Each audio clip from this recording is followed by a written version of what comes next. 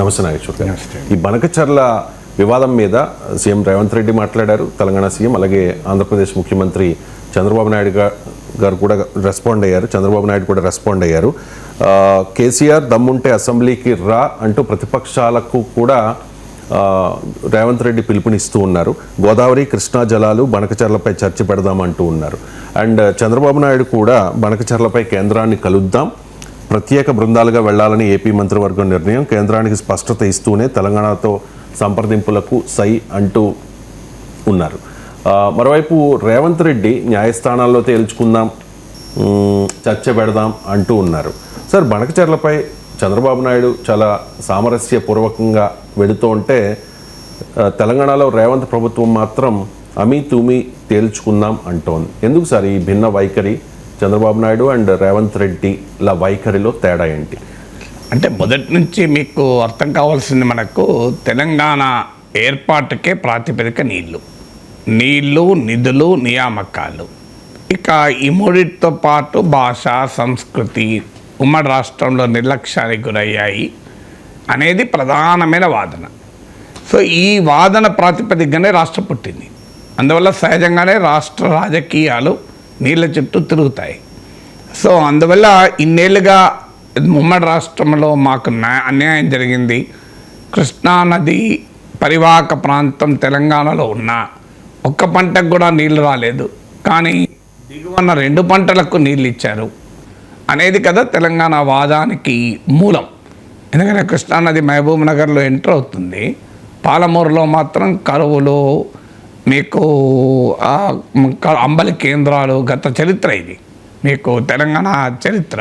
కృష్ణానది నల్గొండ జిల్లా ద్వారా ప్రవహిస్తుంది, కానీ ఫ్లోరైడ్తో నల్గొండ ప్రజలు అష్టవంకర్లు తిరగాలి.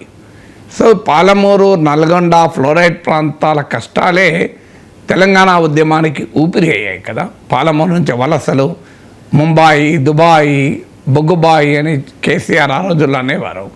పాలమూరు నుంచి మీకు మహబూబ్నగర్ జిల్లాలో చిన్న చిన్న ఊర్ల నుంచి కూడా బాంబేకు కిటకిటలాడుతూ బస్సులు పోయేది. ముంబాయి నగరంలో ఆకాశ హర్మ్యాలను నిర్మించిన పాలమూరు లేబర్ ఉండేది. ఇదంతా తెలంగాణ గోస.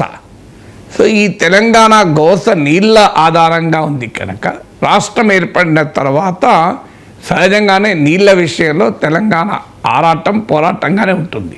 ఎందుకంటే నీళ్ళ చుట్టూ తిరిగినటువంటి ప్రత్యేక రాష్ట్ర ఉద్యమం, రాష్ట్ర ఏర్పాటు కూడా దానికి మూలం కనుక ఆంధ్రప్రదేశ్ ఆ చారిత్రక పూర్వరంగం లేదు. ఇది మొదటి కారణం.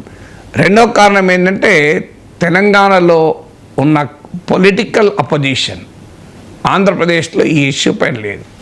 ఆంధ్రప్రదేశ్లో మీకు బనకచర్ల విషయంలో కావచ్చు, కృష్ణానది, గోదావరి నది విషయంలో టీడీపీ వైసీపీల మధ్య ఈ స్థాయిలో పోరు లేదు. మీకు కాంగ్రెస్ బీఆర్ఎస్ల మధ్య. ఎందుకంటే టీడీపీ వైసీపీల మధ్య సింగయ్య ఉన్నాడు, కొమ్మినేని ఉన్నాడు, కృష్ణన్రాజు ఉన్నాడు, పొదిలి ఉంది, పాస్టర్ ఉన్నాడు, తెనాలి ఉంది. అందువల్ల అక్కడ కృష్ణా గోదావరి జలాలు లేవు. సో ఇక్కడ తెలంగాణ రాజకీయాలేమో మీకు క్లియర్గా కాంగ్రెస్ బీఆర్ఎస్ల మధ్య కృష్ణానదీ జలాలు, గోదావరి నదీ జలాలు, ప్రజల జీవితాలు, పంట పొలాలు, నీళ్లు, వీటి చుట్టూ తిరుగుతున్నాయి. ఆంధ్రప్రదేశ్ రాజకీయాలు టీడీపీ వైసీపీల మధ్య నేను ఇంతకుముందు చెప్పినట్లు సింగయ్య, కొమ్మినేని, కృష్ణన్రాజు, పాస్టరు, పొదిలి, తెనాలి, వీటి చుట్టూ తిరుగుతున్నాయి.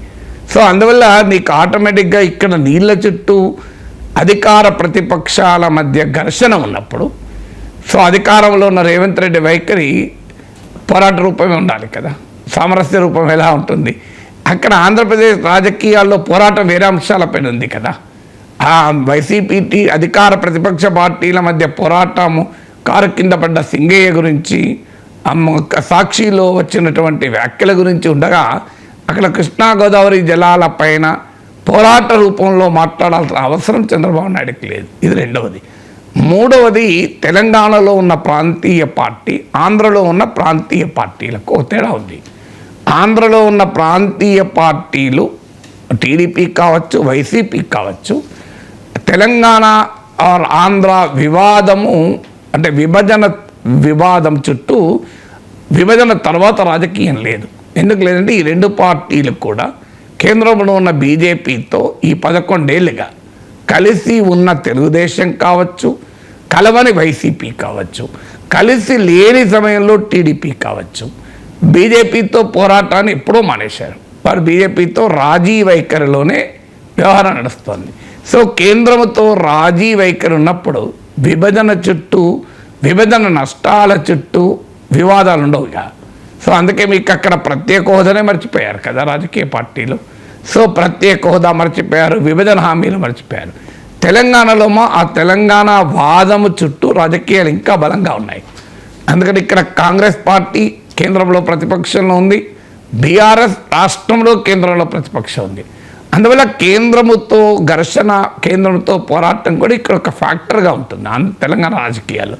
అందుకే మీరు కృష్ణా గోదావరి జలాల్లో తెలంగాణకు బీజేపీ ఏం చేస్తుంది అనే ప్రశ్న కూడా ఉత్పన్నమవుతుంది. సో అందువల్ల ఇది 3వ కారణం. 4వ కారణం ఏంటంటే మీకు వైసీపీ, టీడీపీలు ఇక్కడున్న అధికార పార్టీలతో ఉండే సంబంధాలు. మీకు జగన్మోహన్ రెడ్డి అధికారంలో ఉన్న సమయంలో కేసీఆర్తో చాలా మంచి సంబంధాలు ఉండే. చంద్రబాబు నాయుడుకి ఇప్పుడు రేవంత్ రెడ్డితో మంచి సంబంధాలే ఉన్నాయి. అందువల్ల ఇక్కడ తెలంగాణతో పోరాడాల్సిన అవసరం ఆంధ్ర పార్టీలకు ఎక్కడుంది? సో తెలంగాణ వాళ్ళకేమో ఇప్పటికీ కూడా బీఆర్ఎస్కు చంద్రబాబు నాయుడు భుజాల పైన తుపాకీ పెట్టి గతంలో కాంగ్రెస్ను కాల్చింది. ఇప్పుడు రేవంత్ రెడ్డి పైన దాడికి కూడా చంద్రబాబు నాయుడు మీద భుజాల పైన తుపాకీ పెట్టి బీఆర్ఎస్ చేస్తోంది. ఎందుకంటే ఆ పొలిటికల్ ఫైర్ అనేది ఇక్కడ ప్రాంతీయ భావోద్వేగాల పైన ఉండే అవకాశం ఉంది.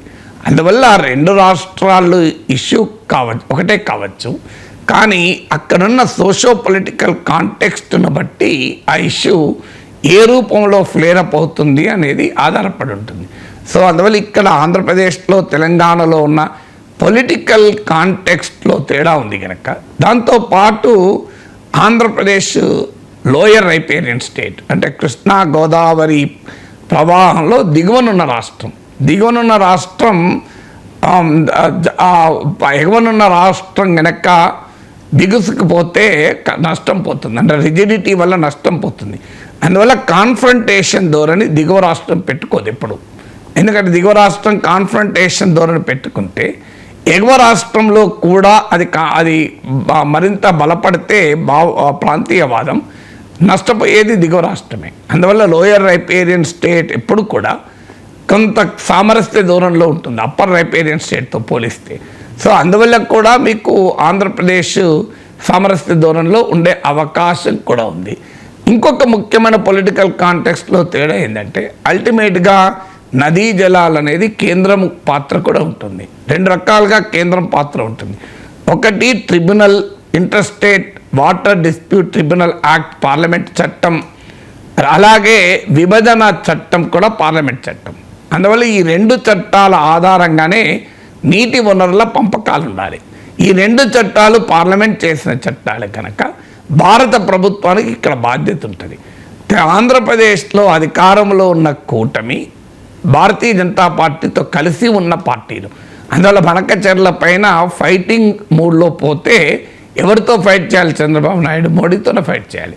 ఎందుకంటే మా కృష్ణా నది వాటర్ తేల్చండి అని, గోదావరి నది వాటర్ తేల్చండి అని ఎలా పోగలుగుతాడు? మోడీతో ఘర్షణ పోలేడు కదా. విభజన చట్టంలో ఏముంది అనే క్వశ్చన్ వేయరు కదా. సో ఇక జగన్మోహన్ రెడ్డి కూడా మోడీతో ఎట్టి పరిస్థితుల్లో ఘర్షణ పెట్టుకోడు.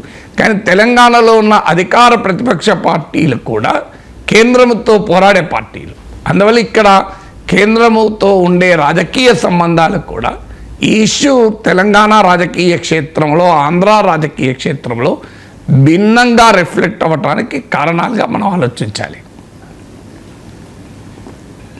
ఇక బీఆర్ఎస్ విషయానికి వస్తే బనకచర్లపై చంద్రబాబుతో చర్చలేంటి అంటూ ఆ పార్టీ నేతలు చెబుతూ ఉన్నారు. సార్, బాబు మాయలో పడి తెలంగాణను ముంచొద్దు అంటూ ఉన్నారు. ఎందుకు సార్ బీఆర్ఎస్ ఈ వైఖరి తీసుకుంది? బీఆర్ఎస్ వైఖరి కరెక్టేనా? అదికి పాట బాబు మాయలో పడకండేనే బీఆర్ఎస్ రేవంత్ అంటుంది. జగన్ మాయలో మీరు పడ్డారు, తెలంగాణ ముంచారని చెప్పి రేవంత్ రెడ్డి అంటున్నాడు. ఇవాళ చూడండి, మీరు పత్రికల్లో పతాక శీర్షికల్లో మీరే తెలంగాణకు అన్యాయం చేశారు, 3000 టీఎంసీలు గోదావరిలో ఉన్నాయి తీసుకపోండి అని కేసీఆర్ చెప్పాడు. అందువల్ల అసెంబ్లీలో చర్చిద్దాం రా అని కూడా రేవంత్ రెడ్డి సవాల్ విసురుతున్నాడు. మీకు అందువల్ల అంటే రాజకీయాల్లో ఎలా ఉంటాయంటే ఇష్యూ ఒకటే ఉండదు, ఆ ఇష్యూ చుట్టూ పొలిటికల్ నరేటివ్ ఉంటుంది. బీఆర్ఎస్కు ఇప్పటికీ నమ్మకం ఏంటంటే తెలంగాణలో ఓట్లు పడాలంటే చంద్రబాబు నాయుడు తిట్టాలి. ఎందుకంటే చంద్రబాబు నాయుడు పైన తెలంగాణ ఉద్యమ కాలంలో భయంకరమైన దాడి జరిగింది. మీకు బహుశా ఏ నాయకుడి పైన ఏ పార్టీ పైన తెలంగాణ వాదం అంతగా ఎక్కుపెట్టలేదు. సో అందువల్ల తెలంగాణ దీనికి కారణం ఏంటంటే కాంగ్రెస్ జాతీయ పార్టీ కనుక అక్కడ తెలంగాణ ఆంధ్రప్రదేశ్ చుట్టూ విడిపోయారు. చంద్రబాబు నాయుడు తెలుగుదేశం మాత్రం విభజన తర్వాత కూడా బలంగా తెలంగాణ రాజకీయ క్షేత్రాల్లో తన సత్తా చూపాలని ప్రయత్నించింది, కొన్ని విజయాలు కూడా సాధించింది. అందువల్ల మీకు 2014 ఎలక్షన్లో 15 సీట్లు టీడీపీ తెచ్చుకుంది. మామూలు విషయం కాదు 15 సీట్స్ అంటే. బీజేపీతో కలిపి 20 సీట్స్ తెలంగాణ ఇచ్చిన కాంగ్రెస్తో సమాన స్థాయిలో దాదాపు కొద్దిగా తక్కువ సీట్లు తెచ్చుకుంది. 2018లో కూడా 2 సీట్లు గెలుచుకుంది.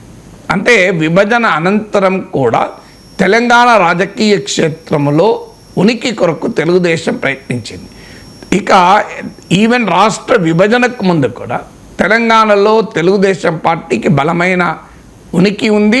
ఆ ఉనికి నిలబెట్టుకోవటానికి తెలంగాణ ఉద్యమ కాలంలో కూడా చంద్రబాబు నాయుడు చాలా కష్టపడ్డాడు. అందుకే 2009లోనే బీఆర్ఎస్తో పొత్తు పెట్టుకొని ఎర్రనాయుడు కమిటీ వేసి మేము తెలంగాణకు అనుకూలమని లెటర్ ఇచ్చి నానా హడావుడి చేశారు. ఈవెన్ అఖిలపక్ష మీటింగ్లో కూడా రోషయ్య ప్రభుత్వాన్ని నిలదీశారు, మీరు బిల్లు పెడతారా మిమ్మల్ని పెట్టమంటారా అని. కానీ వైఎస్ఆర్ కాంగ్రెస్ పార్టీ జగన్మోహన్ రెడ్డి ఫోకస్ ఎప్పుడూ తెలంగాణపై లేదు.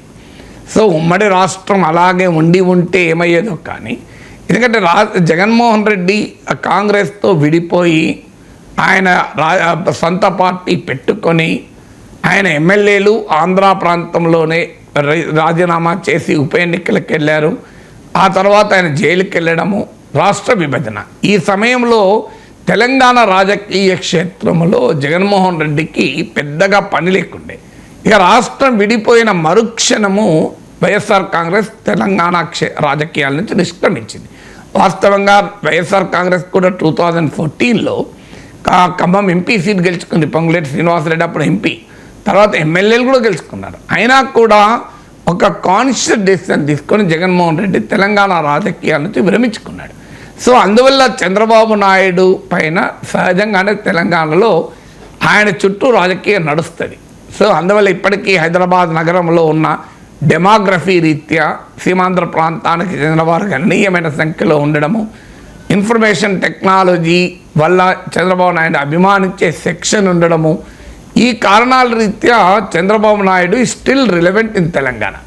అందుకే బీఆర్ఎస్ చంద్రబాబు నాయుడును లక్ష్యంగా చేసుకొని ఆ రాజకీయాన్ని ఇప్పటికీ కొనసాగిస్తుంది. 2018లో మహాకూటమి పైన ప్రధానమైన యుద్ధం చంద్రబాబు నాయుడు ఆధారంగానే కదా. సో అందులో కాంగ్రెస్ పార్టీకి రేవంత్ రెడ్డి ఎప్పుడైతే నాయకత్వంలోకి వచ్చాడో, కాంగ్రెస్ పార్టీని అటాక్ చేయాలి అంటే రేవంత్ రెడ్డిని అటాక్ చేయాలి. సో రేవంత్ రెడ్డిని అటాక్ చేసడానికి ఈయన ఆర్ఎస్ఎస్లో పనిచేశారు, ఏబీవీపీలో పనిచేశారు కనుక బీజేపీతో క్లోజ్ అని, చంద్రబాబు నాయుడు దగ్గర పనిచేసాడు కనుక చంద్రబాబు నాయుడుకు అనుకూలంగా ఉంటాడు అని. అందుకే రేవంత్ రెడ్డి మాట అన్నాడు కదా, నా స్కూలింగ్ బీజేపీలో, కాలేజ్ బాబు దగ్గర, కొలువు మాత్రం రాహుల్ గాంధీ దగ్గర అని. సో అందువల్ల రేవంత్ రెడ్డిని టార్గెట్ చేసడానికి చంద్రబాబు నాయుడుకు రేవంత్ రెడ్డికు పూర్వరంగంలో ఉన్న సంబంధము అనుబంధము ఒక ఇష్యూగా బీఆర్ఎస్ చేయదలుచుకుంది. అందులో రేవంత్ రెడ్డి మొదటి నుంచి కూడా తాను చంద్రబాబు నాయుడు నుంచి దూరమై కాంగ్రెస్ పార్టీలో చేరిన నాడు కానీ, తెలుగుదేశాన్ని వదిలిన తర్వాత కానీ ఏనాడు టీడీపీకి వ్యతిరేకంగా చంద్రబాబు నాయుడు పైన వ్యతిరేకంగా ఆయన ఎప్పుడు స్టేట్మెంట్లు ఇవ్వలే. తన పాస్ట్ను డిజోన్ చేసుకోలే. చాలామంది నాయకులు నిన్నటిదాకా ఒక పార్టీలో ఉంటారు, బయటికి వచ్చుతోనే ఆ పార్టీనే టార్గెట్ చేసుకుంటూ మాట్లాడుతూ ఉంటారు. మీకు ఇలా రాజకీయ నాయకులు చాలామంది కనబడతారు, నిన్నటిదాకా అదే పార్టీలో ఉంటారు, సడన్గా పార్టీ మారడంతో తమ గతమంతా మర్చిపోయి ఒక భయంకరమైన దాడి ఆ పార్టీ పైన, ఆ నాయకత్వం పైన చేస్తూ ఉంటారు. ఇక ఆంధ్రప్రదేశ్లో జగన్మోహన్ రెడ్డికి నెంబర్ 2గా రాజకీయాల్లో నెంబర్ 2, కేసుల్లో నెంబర్ 2, A2. సో ఉన్నటువంటి విజయసాయి రెడ్డి ఇప్పుడు మీకు రోజు జగన్ పైన అటాక్ చేయడం లేదా? వైఎస్ షర్మిల రోజు జగన్ పైన అటాక్ చేయడం లేదా?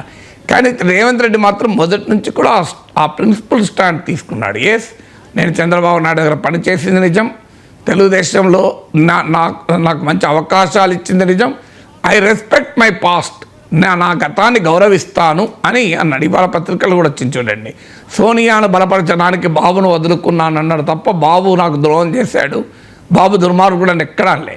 సో అందువల్ల రేవంత్ రెడ్డి చంద్రబాబు పట్ల ఉన్న ఈ సానుకూల కోట్ సానుకూల వైఖరిని ఆయుధంగా చేసుకోవాలన్నది బీఆర్ఎస్ లక్ష్యం.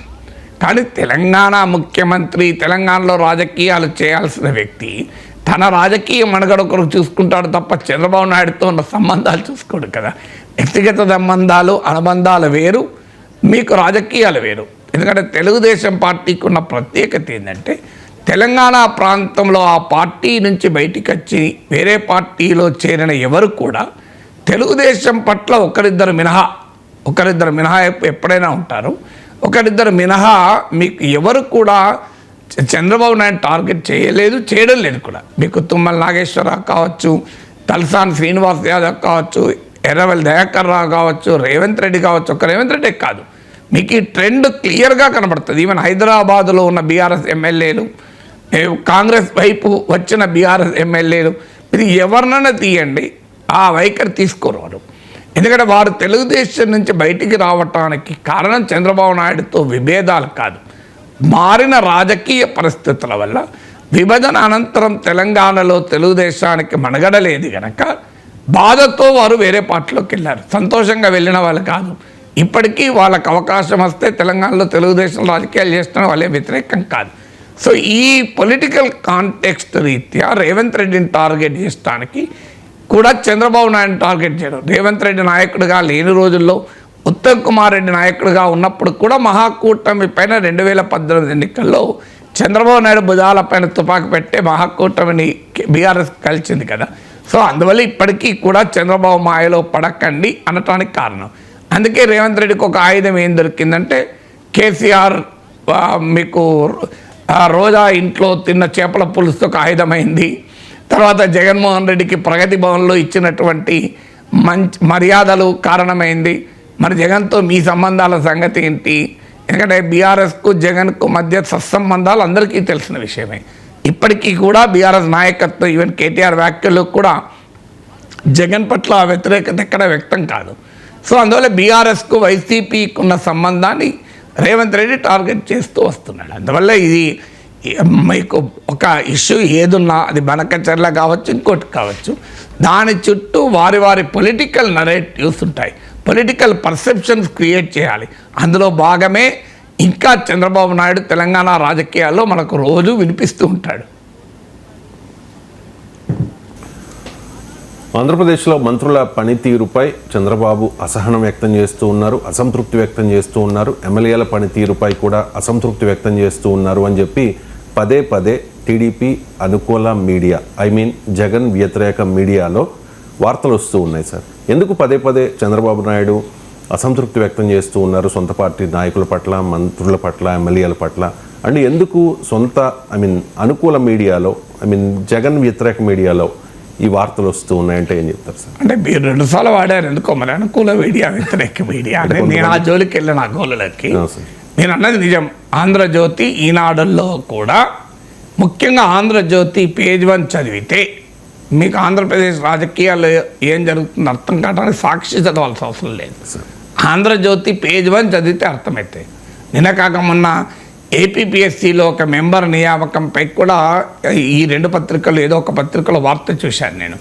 సో వైసీపీకి అనుకూల వ్యక్తిని గతంలో ఎన్నికల్లో కూడా ఎమ్మెల్సీ ఎన్నికల్లో కూడా వైసీపీకి అనుకూలంగా పనిచేసిన వ్యక్తిని ఏపీపీఎస్సీ మెంబర్గా వేశారు. దీంతో తెలుగు తమ్ముళ్ళ అసహనం అని. సో అందువల్ల ఈ పత్రికలో వార్తలు వస్తూనే ఉంటాయి. ఒక ఆరోపణ కూడా ఏంటంటే చంద్రబాబు నాయుడు, తెలుగుదేశం నాయకత్వం, లోకేష్ వారికి ఎవరిపైనైనా వారు హెచ్చరిక జారీ చేయాలనుకుంటే ప్రత్యక్షంగా చేయకుండా తమ అనుకూల మీడియా ద్వారా చేస్తారని కూడా ఒక రాజకీయ వర్గాల్లో ఒక నానుడు ఉంది, అది ఎంత నిజమో తెలియదు కానీ, సో చంద్రబాబు నాయుడు తన అసహనాన్ని వ్యక్తం చేయాలి అంటే, లేదా చంద్రబాబు నాయుడు ద్వారా అసహనానికి గురి కావాల్సే ముందు ఈ పత్రికల్లో ముందుగా వార్తలు వస్తాయి వాళ్ళ మీద అని కూడా రాజకీయ వర్గాల్లో, టీడీపీ వర్గాల్లో మాట్లాడుకుంటుంటారు. సో బట్ ఏదైనా పత్రికల్లో అందుకు జగన్ వ్యతిరేకంగా రాసే పత్రికల్లో కూడా ఇవి ఎందుకు వస్తున్నాయి అంటే, ఒకటి చంద్రబాబు నాయుడు పదే పదే ఒక పర్సెప్షన్ బిల్డ్ చేయదలుచుకున్నాడు. ఎందుకంటే మనకు రాజకీయాలు ఏమైనా అంటే ప్రెసిడెన్షియలైజ్ అయ్యాయి. ఇప్పుడు మీకు దేశంలో బీజేపీ అనుకూల వ్యతిరేక ఓటు కాదు, మోడీ అనుకూల వ్యతిరేక ఓటు. ఆంధ్రప్రదేశ్లో జగన్ చంద్రబాబుల మధ్య ఓటు, తెలంగాణలో కేసీఆర్ అనుకూల వ్యతిరేక ఓటు. అందువల్ల నాయకుని చుట్టూ రాజకీయ పార్టీ ఓట్లు మొత్తం నిర్మాణం జరుగుతున్నాయి కనుక ఆ రాజకీయ నాయకుని ఇన్ఫ్లేట్ చేయాలి, ఆ అధినాయకుని ఇన్ఫ్లేట్ చేయాలి. ఎందుకంటే వాళ్ళ బ్రాండ్ మొత్తం చంద్రబాబే. ఇప్పుడు తెలుగుదేశం బ్రాండ్ చంద్రబాబు, తెలుగుదేశం బ్రాండ్ ఆ మంత్రి ఈ మంత్రి కాదు కదా. అందువల్ల బ్రాండ్, ఇప్పుడు వైసీపీ బ్రాండ్ జగన్, మిగతా వాళ్ళు ఎవరు బ్రాండ్ కాదు. సో బ్రాండ్కు నష్టం జరగకుండా ఇన్సులేట్ చేయడం అనేది, మీకు యుద్ధం జరుగుతూ ఉంటుంది రాజకీయాల్లో. యుద్ధం జరుగుతూ ఉన్నప్పుడు ఎప్పుడు కూడా అధినాయకుడిని ప్రొటెక్ట్ చేస్తూ ఉంటారు. మీకు మహాభారత యుద్ధం చూడండి, ఆ యుద్ధంలో మీకు ప్రొటెక్షను ఎవరికి చేస్తారు? చక్రవర్తికి ప్రొటెక్షన్ ఉంటుంది, టార్గెట్ కూడా చక్రవర్తే ఉంటాడు. పద్మవ్యూహం పన్ని మీకు ద్రోణాచార్యుడు ధర్మరాజును బంధించి దుర్యోధనుడికి ఇస్తా అన్నాడు, కానీ నకులుని బంధించిస్తా, సహదేవుని బంధించిస్తా, భీముని బంధించిస్తా అనలే. అర్జునుని బంధించి పక్కకు పెట్టాను, అర్జునుని బంధించలేడు, కానీ మిగతా వాళ్ళని బంధించారు ఎక్కడ అనలేదు. దృష్టద్యుమ్నుడు సర్వసైన్యాధిపతి, మీకు సర్వసైన్యాధిపతి అయిన దృష్టద్యుమ్నుని బంధించిస్తా అని అనలే ద్రోణుడు. ధర్మరాజు అంత వాళ్ళకన్నా గొప్ప యోధుడేం కాదు, కానీ ధర్మరాజును బంధించి ఇస్తా అన్నాడు. మీరు గమనిస్తే ఎందుకంటే ఎప్పుడు కూడా ఆ నాయకుడిని టార్గెట్ చేయాలని ప్రత్యర్థులు చూస్తారు, నాయకుడిని ఇన్సులేట్ చేయాలని సొంత సైన్యం చూస్తుంది. ఎప్పుడు కూడా ఇలా మీకు నాయకుడి చుట్టూ ఒక వలయాన్ని నిర్మించుకొని యుద్ధం చేస్తారు ఎక్కడైనా. సో రాజకీయ యుద్ధం కూడా అంతే. చంద్రబాబు నాయుడుకు చెడ్డ పేరు రావద్దు. ఈ మంత్రులు చేతకానోళ్ళు, ఎమ్మెల్యేలు చేతకానోళ్ళు, పాపం చంద్రబాబు నాయుడు సమర్థవంతంగా పనిచేస్తుంటే ఆయనకు అండగా ఉండాల్సింది పోయి వీళ్ళంతా ఏంటి పాపం చంద్రబాబు నాయుడు అన్యాయం చేస్తున్నారు అని ప్రజల్లో ఒక పర్సెప్షన్ బిల్డ్ కావాలి. సో జగన్మోహన్ రెడ్డి కూడా అదే చేశాడు కదా, తప్పంతా ఎమ్మెల్యేలు అంటూ ఎమ్మెల్యేలు మార్చాడు. సో ఎమ్మెల్యేలు అన్నది అదే కదా, నీపైన వ్యతిరేకత ఉంది, మా పైన కాదు, మమ్మల్ని మారిస్తే ఏమవుతుంది అన్నారు. కానీ జగన్మోహన్ రెడ్డి ఏ స్టాండ్ తీసుకున్నాడు? నా పట్ల బ్రహ్మాండంగా ఉంది ప్రజల్లో, మీరు ఏబట్టే జడబేరు వస్తుంది, అందుకే మిమ్మల్ని మారుస్తా అన్నాడు. మార్చినా ఏమైంది? ఎమ్మెల్యేలు చెప్పినట్లు జగన్మోహన్ రెడ్డి పైనే వ్యతిరేకత ఉంది అని బయటపడ్డది కదా. లేకపోతే 11 సీట్లకు ఎందుకు పరిమితం అవుతుంది? 164 సీట్లలో వైసీపీ ఎందుకు ఓడిపోతుంది? సో అందువల్ల నాయకుడి వైఖరి కూడా ఎలా ఉంటుంది? చంద్రబాబు నాయుడు అయినా, జగన్ అయినా, కేసీఆర్ అయినా తప్పు నాది కాదు, తప్పంతా మీదే, మీల వల్ల నాకు చెడ్డ పేరు వస్తుంది అనే యొక్క భ్రమల్లో భావనలో ఉంటారు. అందువల్ల ఇక వాళ్ళ చుట్టూ ఉన్న వాళ్ళు కూడా అదే చెప్తుంటారు, సార్ మీది కాదు తప్పు, వాడు పని చేస్తలేడు, వీడు అధికారులు పని చేస్తలేరు, మంత్రులు పని చేస్తలేరు, ఎమ్మెల్యేలు పని చేస్తలేరు, ఇలా వీళ్ళందరినీ బలి పశువులుగా చేస్తూ ఉంటారు. సో అందువల్ల ఇప్పుడు మంత్రులు బలి పశువులుగా చేయడానికి ఒక ఉద్దేశం, అంటే మంత్రుల ఇమేజ్ను, ఎమ్మెల్యేల ఇమేజ్ను అయినా తాకట్టు పెట్టి అధినాయకుని ఇమేజ్ను కాపాడుకోవాలి. ఎందుకంటే అధినాయకుడే బ్రాండ్ కనుక బ్రాండ్ దెబ్బతినకూడదు కదా. సో మీకు బ్రాండే దెబ్బతింటే ఆ పార్టీ ఉనికే ప్రశ్నార్థకమవుతుంది. అందువల్ల మీకు ఆ బ్రాండ్ను ప్రొటెక్ట్, చాలామందికి మీరు అన్నట్లు కోట్ అండ్ కోట్ తెలుగుదేశం అనుకూల మీడియాలో ఈ వార్తలు వచ్చినప్పుడు చాలామందికి చంద్రబాబు నాయుడుకు వ్యతిరేకంగా వార్తలు రాస్తున్నారే, అబ్బాయి ఎంత ధైర్యం అని అనుకుంటారు. నిజం చంద్రబాబు నాయుడు వ్యతిరేకంగా వార్తలు కావవి, చంద్రబాబు నాయుడుకు అనుకూలంగా వార్తలు. చంద్రబాబు నాయుడు ఇంత మంచి పాలన ఇస్తుంటే ఈ మంత్రులు ఏంటి, ఈ ఎమ్మెల్యేలు ఏంటి, ఈ అధికారులు ఏంటి, వీళ్ళందరూ ఇట్లెందుకు తయారయ్యారు అని ప్రజల్లో ఒక రకమైన వ్యతిరేకతను, ప్రభుత్వం పైన ఉండే అసంతృప్తిని, అసహనాన్ని మంత్రులపైకి, ఎమ్మెల్యేలపైకి, అధికారులపైకి మళ్లించి అధినాయకునికి ఆ అసంతృప్తి పవనాలు, అసంతృప్తి సెగ తాకకుండా ఉండేలా జాగ్రత్త పడే క్రమంలో భాగం ఇది. అందుకే అస్మదీయ పత్రికలో కూడా, అస్మదీయ మీడియాలో కూడా ఈ తస్మదీయ వార్తలు ఎందుకు వస్తాయంటే కారణం అది. వార్త తస్మదీయ వార్త, కానీ అది అస్మదీయ మీడియాలో వచ్చింది. ఎందుకు? అది అధినాయకునికి వ్యతిరేక వార్త కాదు, అధినాయకునికి ఒక రక్షణ కవచాన్ని ఇచ్చే క్రమంలో అస్మదీయ మీడియాలో ఈ తస్మదీయ వార్తలు వస్తూ ఉంటాయి. ఇక ఆంధ్రప్రదేశ్లో కూటమి ప్రభుత్వం అధికారంలోకి వచ్చిన నాటి నుంచి కూడా వైసీపీకి కూటమికి మధ్య ఏదో ఒక ఇష్యూ నడుస్తూ ఉంది సార్. రీసెంట్ ఎపిసోడ్ ఏంటంటే సింగయ్య మృతి. అంతకుముందు మనం చూసాం జర్నలిస్ట్ కృష్ణరాజు కొమ్మినేనిల అంశం. అంటే జగన్మోహన్ రెడ్డిని కార్నర్ చేయడానికి ఈ అంశాలు ఆయుధాలుగా మారుతూ ఉన్నాయి సార్. అండ్ టీడీపీ వ్యూహం ఇది, అండ్ వైసీపీని కార్నర్ చేసే టీడీపీ వ్యూహం ఫలిస్తుందా? అంటే మీరు అన్న నిజమే, అది ఆ వ్యూహమా కాదా అది ఎవరి ఒపీనియన్ వరకు ఉండొచ్చు, కానీ బట్ డెఫినెట్గా మీరు స్పష్టంగా మనకు కనబడుతున్న అంశమే కదా. ఇప్పుడు గత వారం 10 రోజులుగా మీరు పత్రికల్లో టీవీలో చూడండి, సింగయ్య చుట్టే నడుస్తుంది. ఈవెన్ అమెరికా ఇరాన్ పైన దాడి చేసిన రోజు, ఇరాన్ అమెరికా ఎయిర్ బేస్ల పైన దాడి చేసిన రోజు కూడా మీరు ఆ టీవీ ఛానళ్ళలో చర్చ దేని మీద, అమెరికా దాడి గురించి కాదు, ప్రపంచమంతా టెన్షన్ పడి వరల్డ్ ఎకానమీ ఛాలెంజ్గా పడ్డా కూడా చర్చ సింగయ్య చుట్టే జరిగింది కదా. సో అందువల్ల మీకు గత వారం 10 రోజులుగా మీకు ఒక మరణం దురదృష్టకరం, ఖచ్చితంగా దానికి కారణమైన వారిని శిక్షించాల్సిందే. కానీ ఆ మేరకు ఫోకస్ జరుగుతుంది అంటే అర్థం ఏంటి? అదొక ఆయుధంగా సింగయ్య మరణం, దానికి కారణం ఎవరు? జగన్ కారణమైతే జగన్ శిక్షార్హుడు, అదొక లీగల్ పార్ట్. పొలిటికల్ పార్ట్ ఏంటి? దాని చుట్టూ రాజకీయం. ఎందుకంటే వివేక హత్య చుట్టూ ఇప్పుడు ఇక టీడీపీ రాజకీయం చేయరాదు. అందుకే మీకు ప్రతిపక్షంలో టీడీపీ ఉన్నంత కాలం వివేక హత్య చుట్టూ రాజకీయం నడిచింది. మీరు ఇవాళ గమనించండి, తెలుగుదేశం అనుకూల మీడియాలో కూడా వివేక హత్య ఏడాదైనా ఏమైంది, ఎందుకు సునీతకు న్యాయం జరగదు అని ఎక్కడైనా వార్తలు వస్తున్నాయా మీకు? ఎప్పుడో అడపాదడపా మాట్లాడు తప్ప ఏ రాజకీయ నాయకులైనా తెలుగుదేశం నాయకులు వివేక హత్య సంగతి ఏమైంది, అవినాష్ రెడ్డికి ఎప్పుడు శిక్ష పడుతుంది, అసలు జగన్మోహన్ రెడ్డికే శిక్ష పడాలి కదా, దీని వెనకాల జగన్మోహన్ రెడ్డి భారతిరెడ్డి ఉన్నారని కదా ఆరోపణ. మరి వాళ్ళకి ఎందుకు ఏమీ కావడం లేదు? దీని రీజన్ ఉండాలి కదా. వివేక హత్య గురించి ఎందుకు 1 year అయిపోయింది కదా. జగన్మోహన్ రెడ్డి అధికారంలో ఉన్నంత కాలం ఆ హత్య ఇన్వెస్టిగేషన్ అడ్డుకుంటాడు. ఎందుకంటే తన ఇంట్లో బాబాయి హత్య, ఆయన పైనే జగనే ప్రొటెక్ట్ చేస్తున్నాడు వాళ్ళను అన్న ఆరోపణ.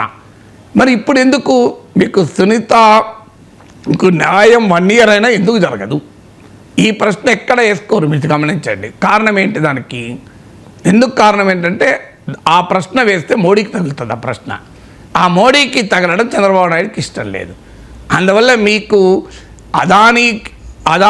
అదానీ కోసం, అదానీ మోడీ మిత్రుడు గనక అదానిని కాపాడడం కోసం జగన్మోహన్ రెడ్డి తీసుకున్న 1750 కోట్ల డబ్బు, ఇది కదా ఆరోపణ. మీకు కేశవ్ మీకు కోర్టుకి వెళ్ళింది దానిపైనే, సెంట్రల్ ట్రిబ్యునల్కి వెళ్ళింది దానిపైనే కదా. ఆ జగన్మోహన్ రెడ్డి ప్రభుత్వంలో ఉండగా అదానితో కుదిరిన సోలార్ పవర్ అగ్రిమెంట్లలో 1700 కోట్లకు పైగా లంచాలు తీసుకున్నాడని. దాని గురించి ఏమైనా మాట్లాడుతున్నారా తెలుగుదేశం వాళ్ళు?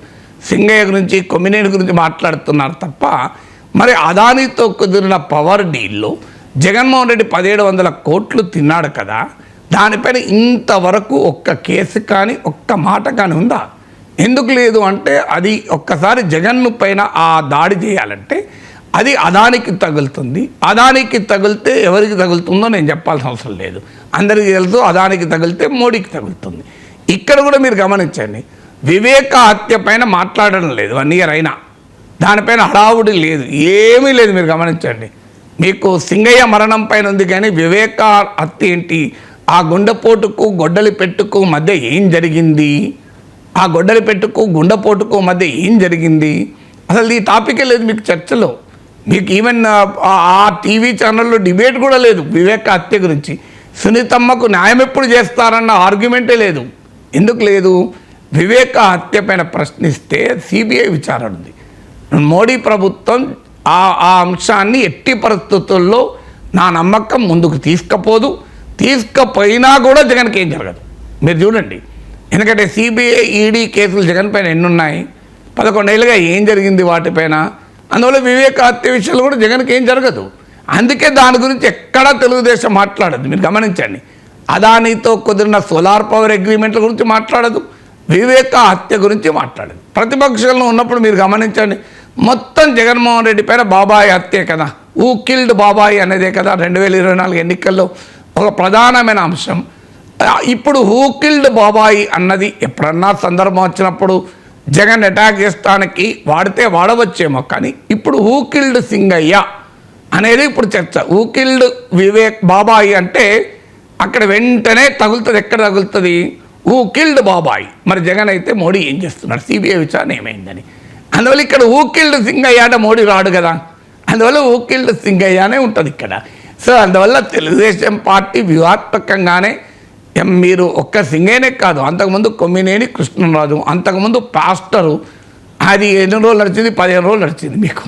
సో రోజు మధ్యలో తెనాలి గ్యాంగులు, సో తెనాలిలో పోలీసుల అకృత్యాలు వర్సెస్ గంజాయి గ్యాంగ్ అనే పొలిటికల్ వార్ నడిచింది.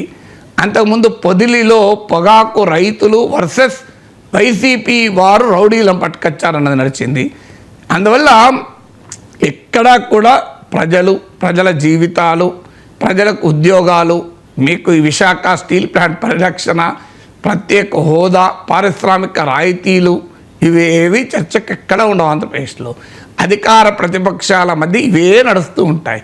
అయితే జగన్మోహన్ రెడ్డి మధ్యలో పొగాకు రైతుల గురించి మాట్లాడుతున్నాడు. మీకు ఇవాళ నిన్న యువతకు అన్యాయం చేశారు, నిరుద్యోగ భృతి ఏమైంది, సూపర్ 6 ఏమైంది అని తెలుగుదేశం ఇచ్చిన హామీల పైన వైసీపీ ఉద్యమాలు పెంచిన కొద్దీ దాన్ని నుంచి తప్పించుకోవడానికి తెలుగుదేశానికి సింగయ్య, కొమ్మినేని కృష్ణరాజు, పాస్టరు ఇవన్నీ ఆయుధాలుగా దొరుకుతూనే ఉంటాయి. సో అందువల్ల ఆంధ్రప్రదేశ్ రాజకీయాలు ప్రజల చుట్టూ తిరగవు, వివాదాల చుట్టూ తిరుగుతాయి. ఇక జియోపొలిటికల్ ఇష్యూస్ విషయానికి వస్తే జూన్ 13న ఇరాన్ ఇజ్రాయెల్ యుద్ధం స్టార్ట్ అయింది. ప్రస్తుతానికైతే యుద్ధం ఆగిపోయింది. కానీ ప్రొఫెసర్ గారు, ఇరాన్ ఇజ్రాయెల్ రెండు కూడా మేమే గెలిచేసామని చెప్పి ప్రకటించుకుంటున్న పరిస్థితి. మధ్యలో ట్రంప్ కూడా క్రెడిట్ కొట్టేసే ప్రయత్నం చేస్తూ ఉన్నారు. ఇందుకే ఈ 12 రోజుల ఇరాన్ ఇజ్రాయెల్ యుద్ధంలో గెలిచింది ఎవరు? అంటే ఎవరు గెలిచారు? యుద్ధాల్లో ఒక నానుడు ఉంది, యుద్ధాల్లో ఎవరు గెలవరు అని, అందరూ ఓడిపోతారని. అందువల్ల యుద్ధాల్లో తాత్కాలికంగా ఎవరికి పై చేయొచ్చు, అల్టిమేట్గా యుద్ధాల్లో ఎవరు గెలుస్తారు? ఇప్పుడు ఎవరు గెలిచారో అర్థం కావాలంటే ఏ లక్ష్యాలతో యుద్ధం చేశారు. సో ముందు ఇజ్రాయెల్ క్లియర్గా 2 లక్ష్యాలు పెట్టుకొని యుద్ధం చేసింది. ఒకటి, ఇరాన్ అణుబాంబుల నుంచి ఇజ్రాయెల్ ఉనికికి మనుగడకు ప్రమాదం, అందువల్ల ఇరాన్ అణుబాంబు తయారు చేసే సామర్థ్యాన్ని పూర్తిగా తుడిచిపెట్టేస్తాం. ఇది ఇజ్రాయెల్ లక్ష్యం 1. ఈ లక్ష్యాన్ని సాధించిందా? ఎస్. ఇజ్రాయెల్ కోరిక మేరకు అమెరికా దాడి చేసింది. మేక్ అమెరికా బాంబ్ ఇరాన్ అని మేక్ అమెరికా గ్రేట్ అగైన్ లాగా మేక్ అమెరికా బాంబ్ ఇరాన్ అన్నది నెతన్యాహు విధానం. అందులో నెతన్యాహు విజయం సాధించాడు. అమెరికా వెళ్ళి ఫోర్డు, నతాంజ్, ఇస్ఫహాన్ అణు కేంద్రాలపైన దాడి చేసింది. ఎందుకంటే ఆ అణు కార్యక్రమాలపైన, ముఖ్యంగా ఫోర్డు పైన దాడి చేయగలిగే సామర్థ్యం ఇజ్రాయెల్కు లేదు కనుక ఆ లక్ష్యంలో నెతన్యాహు విజయం సాధించాడు. అమెరికా బాంబ్ చేసింది. కానీ బాంబు చేయడం లక్ష్యం కాదు, అది మీన్స్ మాత్రమే. ఎండ్ ఏంటి? ఇరాన్ న్యూక్లియర్ కెపబిలిటీని కంప్లీట్గా న్యూట్రలైజ్ చేయడం. ఇజ్రాయెల్ చెప్తున్నది మేము న్యూట్రలైజ్ చేశాము అని ఇజ్రాయెల్ చెప్పుకుంటోంది, అమెరికా చెప్పుకుంటోంది. కానీ అది ఇంకా అస్పష్టంగానే ఉంది. ఇరాన్ 400 కిలోల ఎన్రిచ్డ్ యురేనియం, 60% ఎన్రిచ్డ్ యురేనియం ఉండే, అది 90% స్థాయికి ఎన్రిచ్ చేస్తే అణుబాంబుకు ఉపయోగపడుతుంది. సో దాన్ని ముందే తరలించాలని వార్తలు వస్తున్నాయి. నిన్న కూడా వైస్ ప్రెసిడెంట్ జేడీ వ్యాన్స్ ఏబీసీకి ఇచ్చిన ఇంటర్వ్యూలో ఈ మిస్సింగ్ యురేనియం గురించి మాట్లాడాడు. సో ఆ మిస్సింగ్ యురేనియం కథ అలాగే ఉంది. అందువల్ల గ్లోబల్ మీడియాలో కూడా ఇరాన్ న్యూక్లియర్ కెపబిలిటీ డిస్ట్రాయ్ కాలేదు, డిలే మాత్రమే చేయగలిగింది అమెరికా అండ్ ఇజ్రాయిల్ ఇంకో 2 ఏళ్ళు 3 ఏళ్ళు ఏడాదో ఇప్పుడు 2 వారాల్లో అణుబాంబు తయారు చేయగలిగే సామర్థ్యం ఇరాన్కు ఉంది అని వార్తలు వచ్చాయి. ఇప్పుడు 2 వారాలు కాదు 20 వారాల్లో తయారు చేసే సామర్థ్యం స్థాయికి నెట్టివేయబడింది తప్ప టోటల్గా ఇరాన్ న్యూక్లియర్ కెపబిలిటీ నిర్వీర్యం కాలేదు అని వార్తలు వస్తున్నాయి. సో అందువల్ల అక్కడ అస్పష్టత ఉంది. ఎందుకంటే America Israel for political reason Trump and Netanyahu claim చేసుకుంటున్నారు ఇరాన్ న్యూక్లియర్ కెపబిలిటీని పూర్తిగా నిర్వీర్యం చేశామని. కానీ ఆ political claim still unclear and questionable. ఇక 2వ లక్ష్యం ఇజ్రాయెల్ది ఇరాన్లో ఉన్న అయతుల్లా అలీ ఖొమైనీ నాయకత్వంలోని ఇస్లామిక్ రెజీమ్ను పడగొట్టాలి అని. రెజీమ్ చేంజ్ దీనికి అమెరికా అంగీకరించలేదు అని కూడా వచ్చే ఒక దశలో ట్రంప్ సానుకూలంగా స్పందించాడు. ఖొమైనీ ఈజీ టార్గెట్, మాకెక్కడున్నాడో తెలుసు, కానీ అట్లీస్ట్ ఫర్ నౌ బతికిపోతాడని స్టేట్మెంట్ ఇచ్చారు. ఇజ్రాయెల్ మాత్రం ఇప్పటికీ ఆ లక్ష్యం మిగిలే ఉంది. రెజీమ్ చేంజ్ చేయాలన్నది నెతన్యాహు లక్ష్యం. ఆ లక్ష్యం నెరవేరలేదు. ఈ 2 లక్ష్యాలు క్లియర్గా ఇజ్రాయెల్ లక్ష్యాలు. మొదటి దాంట్లో అస్పష్టత ఉంది, విజయం సాధించారన్న దానిపైన. 2వ దాంట్లో అసలు సాధించనే లేదు. అందువల్ల నెతన్యాహు ఈ యుద్ధంలో మరి సాధించింది ఏమిటి అంటే ఇరాన్కు మాత్రం భారీ ఎత్తున డ్యామేజ్ చేయగలిగాడు. 3వ లక్ష్యం ఉంది, ఇరాన్ బ్యాలిస్టిక్ మిసైల్ కెపాబిలిటీని నాశనం చేయాలని. అక్కడ కొంత నష్టం కలిగించారు తప్ప నాశనం చేయలేదన్న దానికి ఉదాహరణ ఇజ్రాయెల్ దాడుల తర్వాత ఇరాన్ మీకు ఖతార్లో ఉన్న అమెరికన్ ఎయిర్ బేస్ పైన మిసైల్స్ ప్రయోగించింది. అంటే అర్థం ఏంటి, Iran ballistic missile capability Israel పూర్తిగా నాశనం చేయలేదు, కొంత నష్టం కలిగించింది. అందువల్ల ఇజ్రాయెల్ సాధించింది డెఫినెట్గా ఈ వార్లో ఏంటంటే ఇరాన్ పైన కాస్ట్ ఇంపోజ్ చేయగలిగింది. అంటే కొంత ఆయుధాలను నష్టం చేసింది, కొంత అణు సదుపాయాలు నష్టం చేసింది, ఆర్మీ చీఫ్లను లేపేసింది, ఇంటెలిజెన్స్ ఉన్నతాధికారులను లేపేసింది, 2 న్యూక్లియర్ సైంటిస్టులను లేపేసింది. ఇరాన్ ప్రాక్సీస్ అయిన హిజ్బుల్లా, హమాస్ వీళ్ళెవరూ కదలలేదు, మెదలలేదు. ఈ టైంలో ఒక హూతీలు మాత్రమే కొంత కదిలారు. ఆ రకంగా ఇరాన్కు భారీగానే నష్టాన్ని అయితే ఇజ్రాయెల్ కలిగించింది. నష్టాన్ని కలిగించిన మాట నిజం, కానీ భారీగా నష్టం కలిగించిన ఇజ్రాయెల్ యుద్ధ లక్ష్యం కాదు. ఇజ్రాయెల్ యుద్ధ లక్ష్యం నేను చెప్పిన 2, అణు కార్యక్రమాన్ని పూర్తిగా నిర్వీర్యం చేయడం, 2వది రెజీమ్ చేంజ్. ఆ రెండిట్లో మాత్రం ఇంకా అన్క్లియర్, ఒక దాంట్లో సాధించడం లేదు. ఇక ట్రంప్ అమెరికా ఇందులో రంగంలో దిగడానికి చెప్పిన కారణం మొదటిది, ఇజ్రాయెల్ మొదటి కారణమే. అంటే ఇరాన్ అణు కార్యక్రమాన్ని మొత్తానికి నిర్వీర్యం చేస్తామని. నేను ఇంతకుముందు ఇజ్రాయెల్ విషయంలో వివరించినట్టు దానిపైన ఇప్పటికీ స్పష్టత లేదు. కానీ ట్రంప్ మాత్రం ఇరాన్ పైన దాడి చేయడం అనే ఒక పెద్ద రెడ్ లైన్ మాత్రం క్రాస్ చేశాడు. ఇరాన్కు భారీ నష్టం మాత్రం కలిగించగలిగాడు.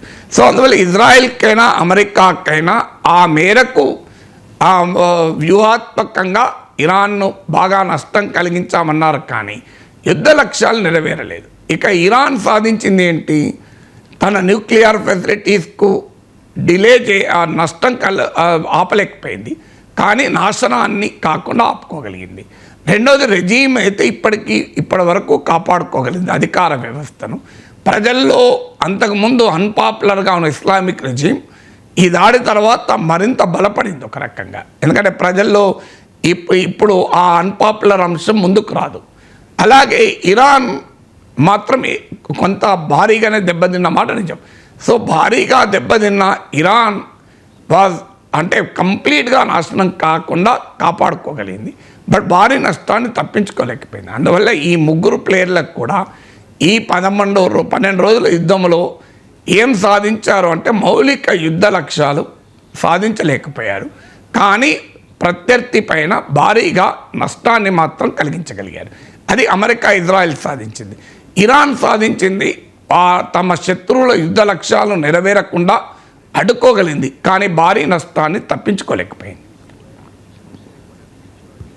సో ప్రస్తుతానికి అయితే యుద్ధం ముగిసింది, కానీ అందరికీ ఒక అనుమానం, ఇరాన్ దగ్గర ఉన్న 400 కిలోల యురేనియం ఎక్కడ అని చెప్పేసి.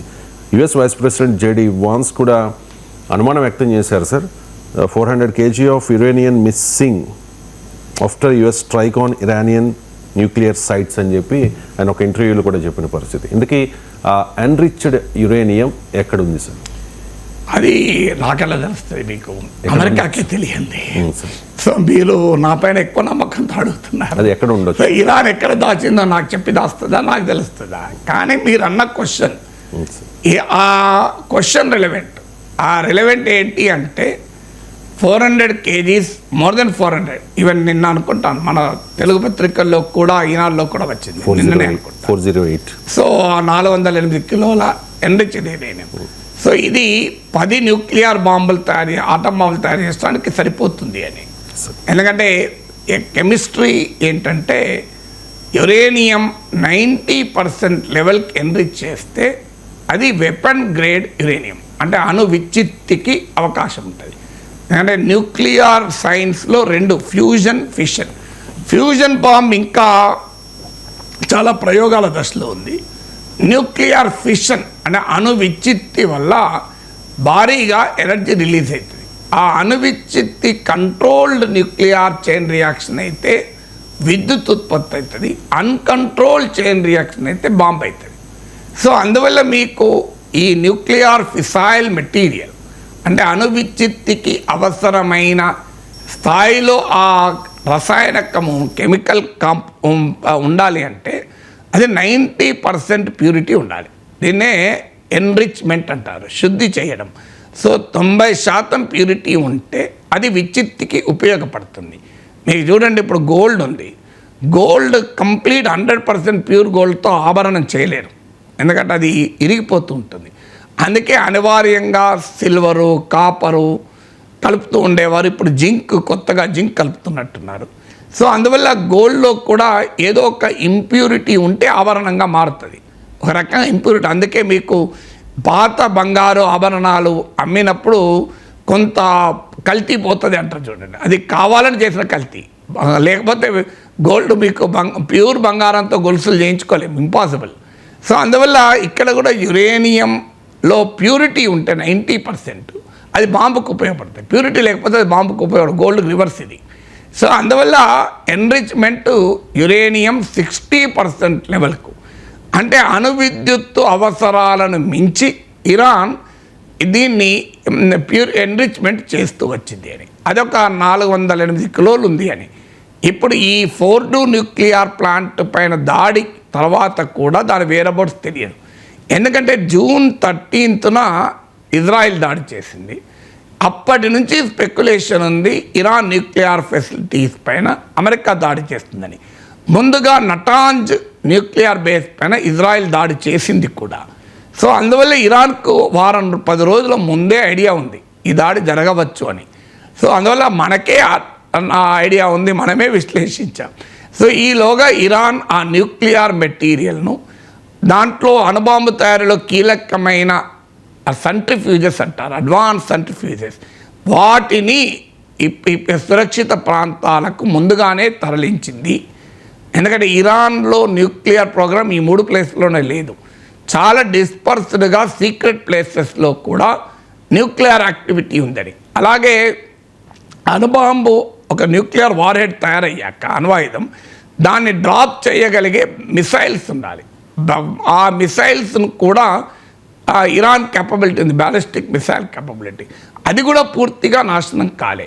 అంటే అర్థం ఏంటి, ఇరాన్ న్యూక్లియర్ వెపన్ ఒకవేళ తయారు చేయాలనుకుంటే అది డిలే అవుతుంది తప్ప ఇన్కెపాసిటేట్ కాలే. ఇప్పటి వరకు గ్లోబల్ ఎక్స్పర్ట్స్ అందరూ చెప్పేది, రష్యా చైనా ఎలాగో చెప్తుందన్నమాట. సో ఇప్పుడు మీకు డిమిట్రీ మెద్వెదేవ్ పుటిన్ అడ్వైజర్ ఆయన మాట అన్నాడు, అనేక దేశాలు ఇరాన్కు అణ్వాయుధాలు ఇవ్వటానికి సిద్ధపడతాయని. అంటే ఇరాన్ తన దగ్గర ఉన్న అన్కాపబిలిటీ నాశనం కాలేదు, ఇతర దేశాల నుంచి ఓవర్ట్గానో కోవర్ట్గానో సహకారాన్ని తీసుకోవచ్చు. ఇప్పుడు ఎన్పిటిలో ఉన్న ఈ దాడి జరిగింది. సాధారణంగా ఎన్పిటిలో ఉంటే అణు కార్యక్రమం లీగల్, అంటే ఇజ్రాయెల్ అణు కార్యక్రమం ఇల్లీగల్, ఎందుకంటే ఇజ్రాయెల్ ఎన్పిటిలో లేదు. Iran nuclear non proliferation treaty అణ్వస్త్ర నిరోధక ఒప్పందమైన ఎన్పిటిలో సభ్యదేశం. ఐఏఈఏ ఇన్స్పెక్షన్లో ఇరానియన్ న్యూక్లియర్ ఫెసిలిటీస్ ఉన్నాయి, అయినా అమెరికా దాడి చేసింది. ఇక ఇరాన్కి ఇన్సెంటివ్ ఏంటి ఎన్పిటీలో ఉండడం? ఆల్రెడీ పార్లమెంట్ చట్టం చేయబోతుంది ఎన్పిటి నుంచి ఉపసంహరించుకుంటామని. అందువల్ల ఎన్పిటి నుంచి ఉపసంహరించుకున్న తర్వాత ఈవెన్ ఈ ఐఏఈ ఇన్స్పెక్షన్ కూడా ఉండదు. ఐఏఈ ఇన్స్పెక్షన్లు ఉండగానే ఇరాన్ అణుబాంబు తయారు చేసిందన్న ఆరోపణలు ఉంటే, అందువల్ల ఎన్పిటిలో ఉన్న అమెరికా దాడి చేసింది. గతంలో అమెరికాతో న్యూక్లియర్ డీల్ కుదుర్చుకుంటే ట్రంపే ఏకపక్షంగా వెళ్ళిపోయాడు. ఇక Iran has no incentive to stop nuclear bomb.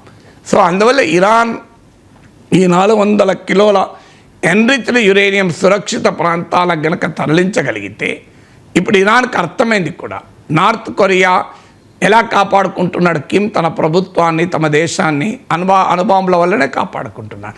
అందువల్ల మాకు కూడా అణుబాంబులే రక్షణ అనే ఒక ప్రమాదకరమైన కంక్లూజన్ అమెరికా దాడుల వల్ల ఏర్పడింది. అందువల్ల there is every possibility Iran తన న్యూక్లియర్ కార్యక్రమాన్ని కొనసాగించే ప్రమాదం ఉంది. అది అమెరికాకు ప్రమాదం, ఇజ్రాయెల్కి ప్రమాదం, ప్రపంచానికి కూడా మంచిది కాదు. అన్ఫార్చునేట్లీ అమెరికా అనుసరిస్తున్న ద్వంద్వ ప్రమాణాల వల్ల ఈ పరిస్థితి ఏర్పడింది.